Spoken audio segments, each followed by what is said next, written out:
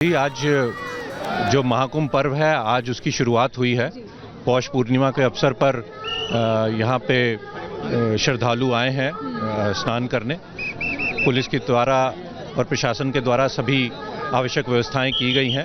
सुरक्षा के दृष्टिगत भी हमारे द्वारा पैनी नज़र रखी जा रही है और हम लोग सभी लगभग 50,000 कर्मी पुलिस के जो इस महापर्व को संपन्न कराने के लिए ड्यूटीरत हैं, वो लोग पूरी शिरकत इसमें कर रहे हैं और हम लोग सुनिश्चित करा रहे हैं कि व्यवस्थाएं अच्छी रहें और जो श्रद्धालु हैं वो सुगमता से अपने आस्था के क्रम में यहाँ पर स्नान करें और महापर्व बहुत ही सुरक्षित और सुव्यवस्थित ढंग से संपन्न हो। बिल्कुल सर, ये एक बड़ी चुनौती है क्योंकि इस बार 40 से 50 करोड़ लोगों के आने की संभावना है। जी, पिछली बार के 2019 में जो कुंभ हुआ था उसके कंपैरिजन में इस बार बहुत ज़्यादा संख्या में श्रद्धालुगण यहाँ पे आएंगे, परंतु हम उसके लिए पहले से ही तत्पर हैं। उसका आकलन कर लिया गया है और उसी के अनुसार सभी सुरक्षा व्यवस्था सुनिश्चित कराई जा रही है। सभी ट्रैफिक व्यवस्था, जल पुलिस की व्यवस्था, फायर सेफ्टी के परिप्रेक्ष्य में और जो आपदा प्रबंधन की हमारी कार्रवाई है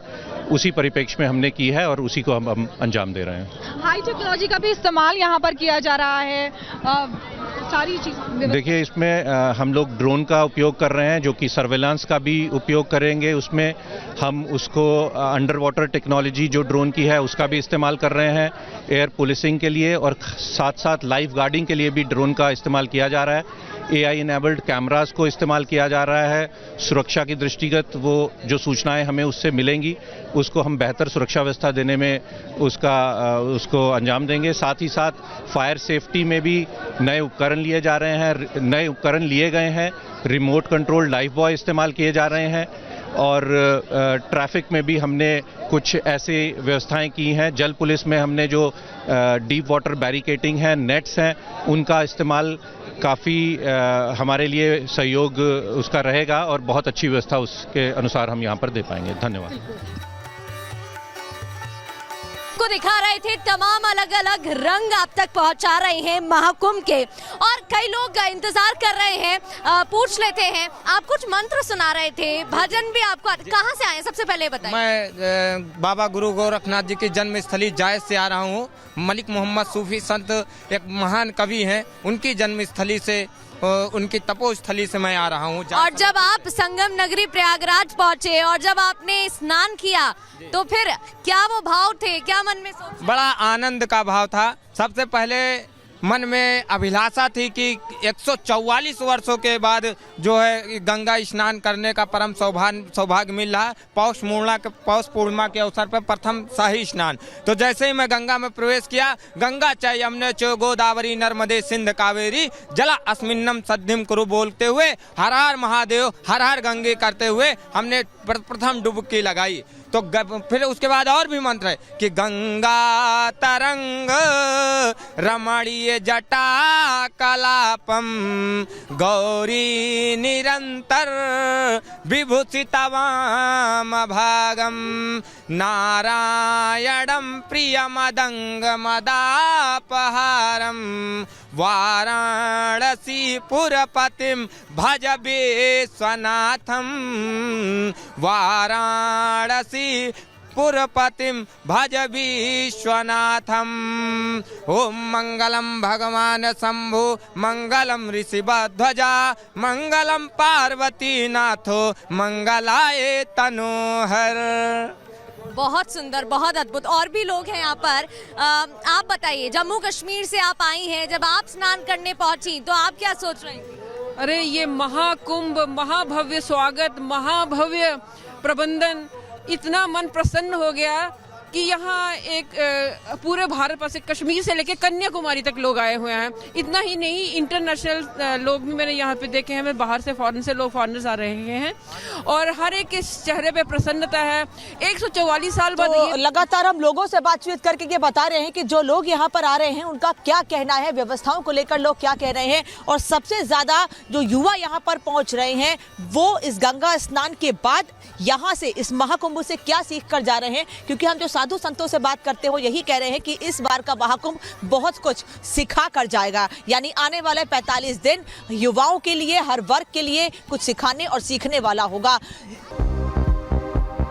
आज से प्रयागराज में महाकुंभ की शुरुआत हो गई। लोगों में दिखा भारी उत्साह, भक्तों ने लगाए जयकारे। महाकुंभ मेले की ड्रोन तस्वीरें आई सामने। भक्तों का दिखा जन सैलाब। स्नान के लिए दूर दराज राज्यों से पहुंच रहे श्रद्धालु। प्रयागराज में लगा आस्था का महाकुंभ। भक्तों की उमड़ी भारी भीड़। संगम घाट पर लोगों ने लगाई आस्था की डुबकी। संगम घाट पर श्रद्धालुओं का तांता। भक्तों ने गाए भजन। हर तरफ माहौल हुआ भक्तिमय। त्रिवेणी संगम पर भक्तों का जमावड़ा। पवित्र डुबकी लगाने के लिए भारी संख्या में पहुंच रहे भक्त। महाकुंभ के पहले स्नान को लेकर श्रद्धालुओं में उत्साह। बच्चे, बूढ़े, महिलाएं आस्था की डुबकी लगाने के लिए गंगा मैया के गीत गाते हुए संगम की तरफ बढ़ रहे।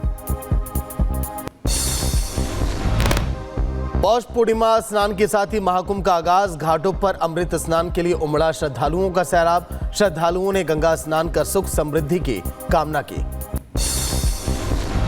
पौष पूर्णिमा पर श्रद्धालुओं ने लगाई गंगा में डुबकी। गंगा घाट पर स्नान के बाद भक्तों ने किया दान।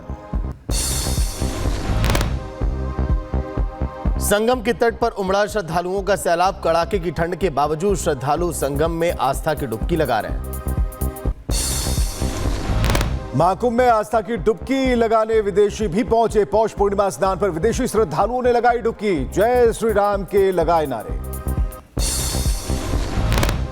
महाकुंभ में त्रिवेणी घाट पर लगा श्रद्धालुओं का तांता। गुजरात से आए श्रद्धालुओं ने जय श्री राम के जमकर नारे लगाए। त्रिवेणी घाट पर सुबह से स्नान शुरू। देश के कोने कोने से महाकुंभ पहुंच रहे श्रद्धालु। ड्रोन से ली गई तस्वीरें आई सामने। महाकुंभ के पहले ही संगम में स्नान के लिए उमड़े श्रद्धालु। रविवार को करीब 50 लाख श्रद्धालुओं ने किया संगम स्नान।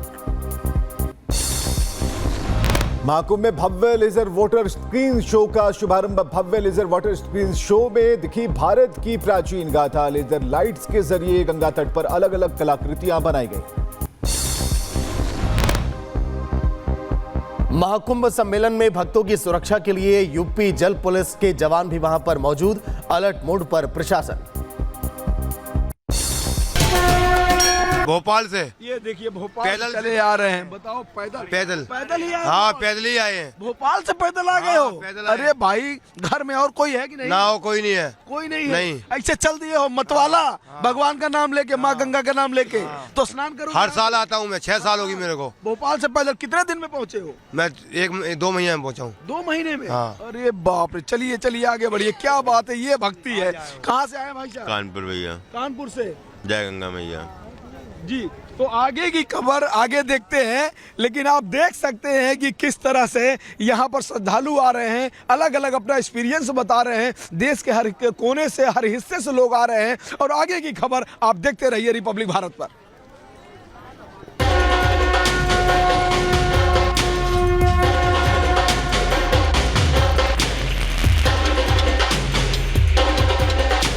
संगम नगरी प्रयागराज में भव्य और दिव्य महाकुंभ का आगाज हो चुका है। महाकुंभ में मां गंगा का आशीर्वाद लेने के लिए श्रद्धालुओं का प्रयागराज पहुंचना शुरू हो गया है और संगम तट पर लाखों भक्त आस्था की डुबकी लगा रहे हैं। महाकुंभ के लिए शासन प्रशासन की ओर से विशेष तैयारी की गई है। श्रद्धालुओं को सुविधा के साथ ही सुगम स्नान कराने के लिए संकल्पित योगी सरकार के प्रयासों का नतीजा दिखने लगा है। इस बार महाकुंभ में एक नया अध्याय जुड़ने जा रहा है। शाही स्नान अब अतीत के पन्नों में दर्ज हो गया है और महाकुंभ के साथ ही अमृत स्नान की शुरुआत होने जा रही है। योगी सरकार ने शाही स्नान का नाम बदलकर अमृत स्नान कर दिया है। महाकुंभ में देश ही नहीं दुनिया भर के साधु संत और श्रद्धालु अमृत स्नान करेंगे। संगम तट पर आज पौष पूर्णिमा पर पहला अमृत स्नान, मकर संक्रांति पर 14 जनवरी को दूसरा अमृत स्नान, तीसरा अमृत स्नान 29 जनवरी को मौनी अमावस्या पर, 3 फरवरी को वसंत पंचमी पर चौथा अमृत स्नान, 5वां अमृत स्नान 12 फरवरी को माघ पूर्णिमा पर और छठा अमृत स्नान महाशिवरात्रि पर 26 फरवरी को होगा। वहीं अमृत स्नान के साथ ही पौष पूर्णिमा पर स्नान और दान पुण्य का भी हिंदू धर्म में विशेष महत्व होता है। पौष पूर्णिमा पर मधुसूदन स्नान होता है। स्नान दान और व्रत का विशेष महत्व होता है।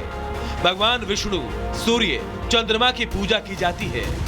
स्नान से कई जन्मों के पापों से मुक्ति मिलती है। स्नान और दान पुण्य से मृत्यु के बाद मोक्ष की प्राप्ति होती है।